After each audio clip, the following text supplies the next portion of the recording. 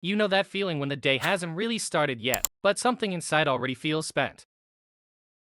Not the kind of tiredness that makes you want to sleep, something quieter than that, something that sits in the background and makes everything feel heavier than it should. You haven't done anything difficult yet, you haven't made big decisions, nothing stressful has happened, and still, there's this sense that some energy is already gone. From the outside, it doesn't make much sense. People might even point it out. You didn't really do anything today, and technically, they're right. But inside, you know this isn't laziness. It doesn't feel like a lack of motivation. It just feels hard to explain. Over time, experiences like this can quietly turn into self-doubt. You start wondering if you're weaker than others, less resilient, less capable of handling life the way everyone else seems to. What's rarely explained is that this kind of tiredness isn't about effort. It's about how your system responds to stillness. There are people whose exhaustion has very little to do with action. It has everything to do with what happens internally when nothing is required. This is where the real topic begins. Why you can feel tired even when you do nothing. Most people think of fatigue as the result of doing too much. Physical strain, mental overload, long hours. But for the nervous system, activity isn't the only thing that matters. What matters is whether it feels safe enough to stand down. When there are no clear tasks, no structure, no immediate demands, some nervous systems don't relax. They start scanning instead. Not dramatically, not consciously, just enough to stay alert. The mind reviews conversations, anticipates what could go wrong, keeps a quiet watch on everything that hasn't been resolved yet. From a neuroscience perspective, this isn't rest, it's a form of ongoing internal monitoring. Research on mental fatigue shows that this kind of background vigilance uses significant energy, even though it doesn't feel like doing anything. The body may be still, but the system is not. This pattern rarely appears out of nowhere. It usually develops because, at some point, it was useful. If you grew up needing to be emotionally aware, socially careful, or psychologically attuned, your nervous system learned that staying alert was safer than switching off. Sometimes it meant avoiding conflict. Sometimes it meant keeping things stable. Sometimes it was simply how you stayed oriented in your environment.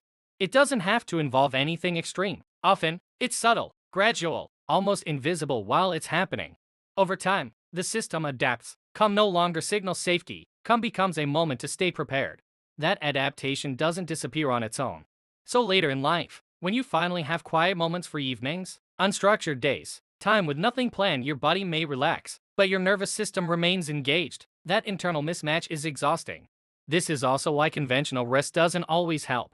Lying down, scrolling, watching familiar content, these things distract the mind without fully settling it, so the tiredness stays. There's an important thing to say clearly. This doesn't make you better or worse than anyone else, and it doesn't mean there's something wrong with you. People are wired differently. Some systems recover through stillness, others need a sense of containment to truly rest. Neither way is more correct, they're simply different. There's also a quiet paradox here. People who feel tired doing nothing are often deeply perceptive. They notice patterns, they pick up on nuance, they sense shifts that others miss. Sometimes the hardest part is that this kind of tiredness doesn't come with a clear cause. There's nothing to point at, nothing obvious to fix, so it lingers without explanation. When there's no clear reason, the mind often turns inward. It starts searching for fault instead of context. And slowly, the tiredness begins to feel personal. But not all exhaustion comes from doing too much. Some of it comes from being quietly involved for too long. From staying mentally present even when nothing asks for your attention. This is what makes stillness feel heavy instead of restful. Because stillness doesn't mean absence, it means exposure. A space where the system stays open, just in case. For some people, doing nothing removes the last layer of structure. And without structure, the nervous system doesn't know where to settle. So it keeps watching. That vigilance isn't dramatic. It doesn't feel like anxiety. It feels like low-level effort that never fully stops. Over time, this constant readiness shapes how rest is experienced. Rest becomes passive rather than restorative. The body pauses, but the system doesn't reset. This is why distraction can feel easier than silence. Noise gives the nervous system something to hold on to. Something predictable.